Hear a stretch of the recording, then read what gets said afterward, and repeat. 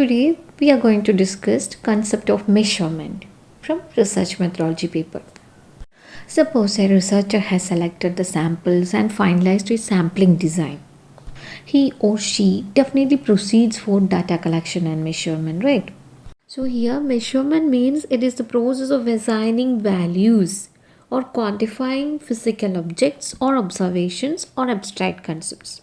Don't worry, I will tell you an example. That is, in the context of research, the measurement is the process of assigning a symbol or a numeral to an object. This object can be in the form of a physical entity or an abstract idea. For example, if we consider a human subject, height, weight, blood pressure are direct variables, whereas depression and happiness are constructs. Here variable means that you might be known. It simply refers to a person, place, thing or phenomenon that you are trying to measure in some way. It represents measurable traits.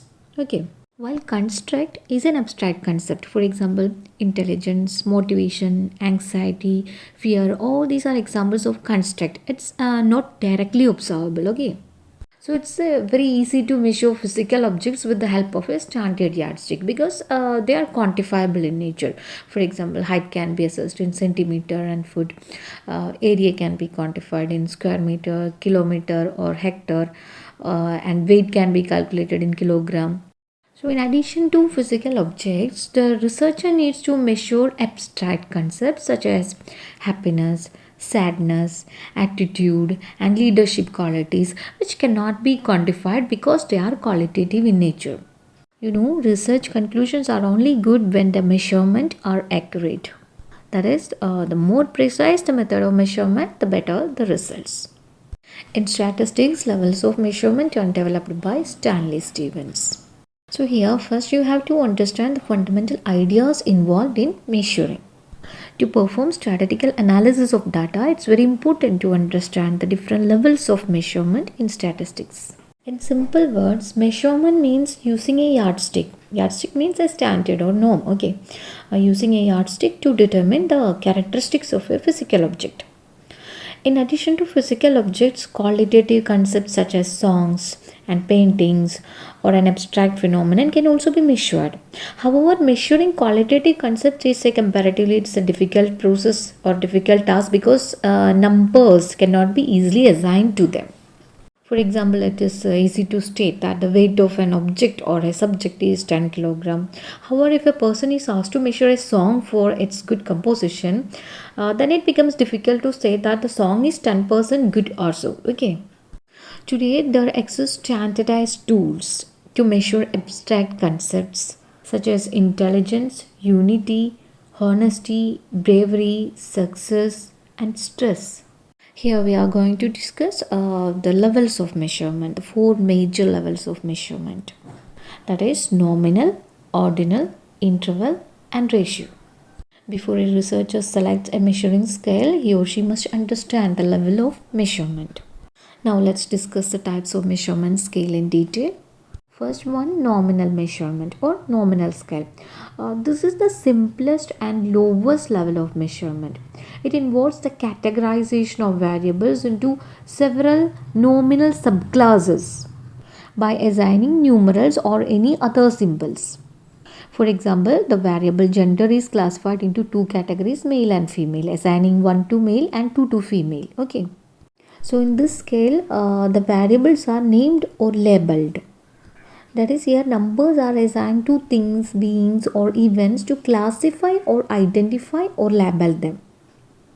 For example, the assignment of different numbers like 1, 2, 3 to cricket players in a team, books in a library and computers in the internet cafe.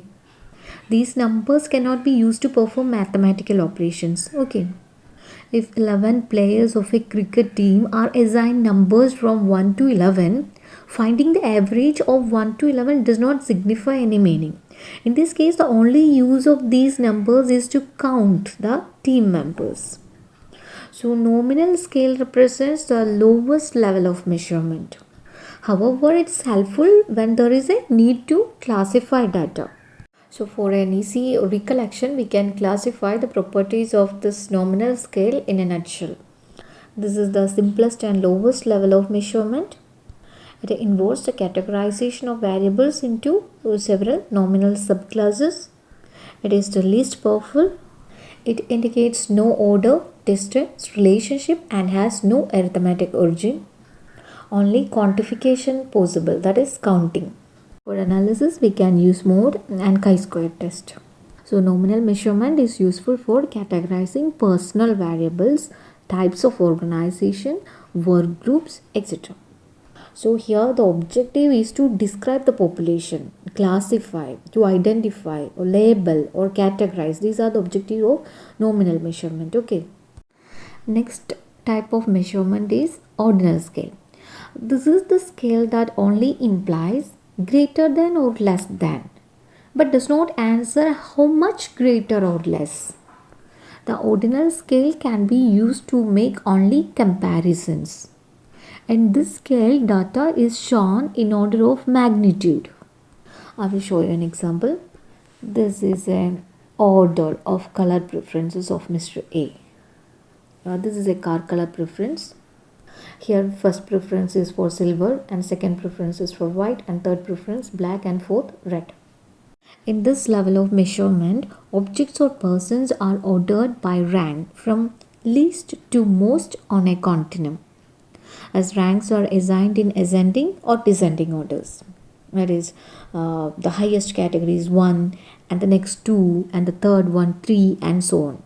Or the lowest category 1, the next higher 2 and the next one 3 and so on. Okay. So the numbers indicate rank order only. They do not indicate that the intervals between them are equal. You need to understand one thing here, that is the real difference between rank 1 and 2 may be more or less than the difference between 2 and 3. Suppose we are going to rank individuals according to their socioeconomic level. We have to consider several variables like income, education, occupation, wealth, etc. In such cases, we have to give relative weights to each variable and arrive at a composite score. In terms of composite score, individuals could be ranked. So the most common variables suitable for ordinal measurement include economic status, social class, attitude, opinions, preferences, rating of organization, all these things. These are the statistical techniques suitable for ordinal scales. Median is the most suitable measure of central tendency, and for dispersion, percentile or quartile measure. And for correlation, rank order coefficient method is suitable, and statistical test of significance, non-parametric methods are most suitable. In a nutshell, we can see the important features of ordinal scale. The scale is used to rank the individual attributes. Attributes can be ordered. Greater than or less than relationship between objects without stating the degree of greatness. In this scale, we have order property. Okay. And one more thing, intervals of the scale need not be equal. Third, interval scale. This is a scale in which the interval between successive position is equal. The positions are separated by equally spaced intervals or bases. For example, a person represents his or her level of happiness along a scale rated from 1 to 10. With the interval scale, the following conclusions can be made. Number 1 represents least happy and number 10 represents most happy. Number 6 represents a higher level of happiness than number 5. Third one, the difference in the level of happiness between 6 and 5 is the same as the difference in the level of happiness between 8 and 9. However, the major problem with the interval scale is that the ratio of these two observations cannot be taken. It cannot be stated that the number 4 represents double happiness level as compared to number 2. The basic limitation of the interval scale is that it does not contain an absolute zero. For example, that is for an interval scale, the best example is the scale of temperature, in which absolute zero is unattainable theoretically.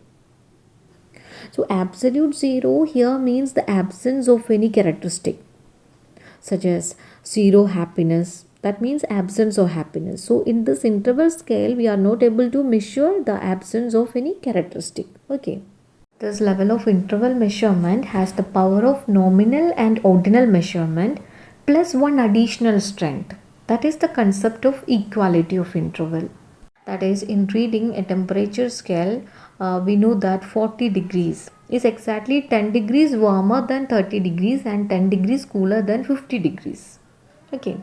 But one limitation is there, as we said earlier, the numbers on the interval scale can't be multiplied or divided because the scale does not have a true zero. It has an arbitrary zero only. No absolute zero. Okay. Arbitrary 0 point means not the true 0 point. That is, the location of the 0 point is not fixed. Both the 0 point and the units of measurement are arbitrary. So we can use more powerful statistical techniques with the interval scale. So these are the suitable techniques of statistical analysis. We can use arithmetic mean as a measure of central tendency and standard deviation for dispersion. And for correlation, we can use product moment technique. And for statistical test of significance, we can use t-test and f-test.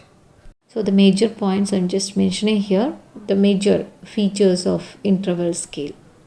First thing we can say, interval data has all the characteristics of nominal and ordinal data.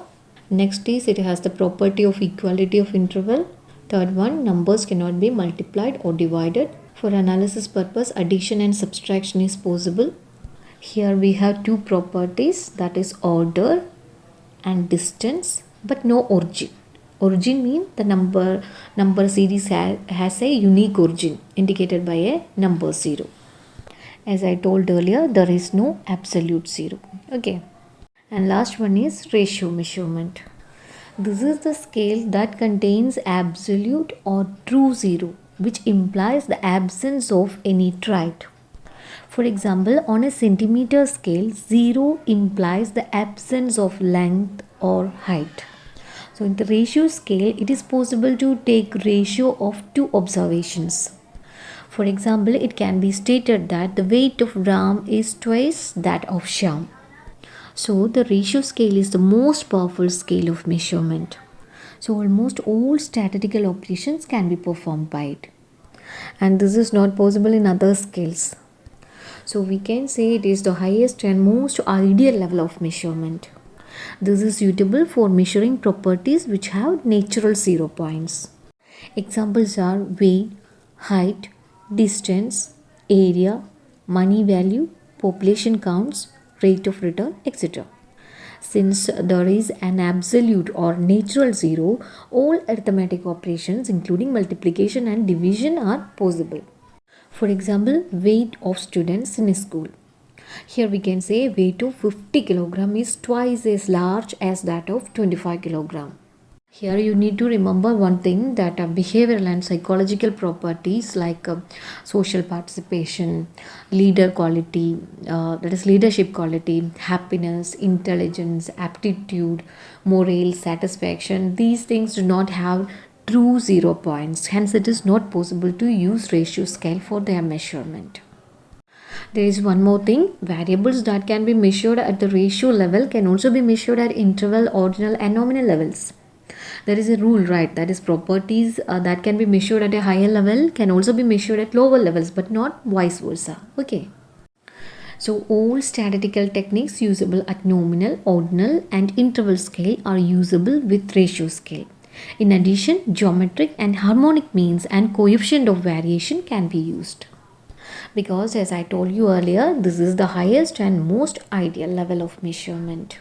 So in a nutshell, we can say this is the highest level of measurement. I repeat, it is the most ideal level of measurement, and it is the most suitable for measuring properties which have natural 0 points. All arithmetic operations including multiplication and division are possible here. And the important thing is that this scale contains absolute or true 0. And this scale possesses all properties of the nominal, ordinal and interval scale. In ratio scale, we have 3 properties, that is order, distance and origin. That's all for today. Thanks for watching.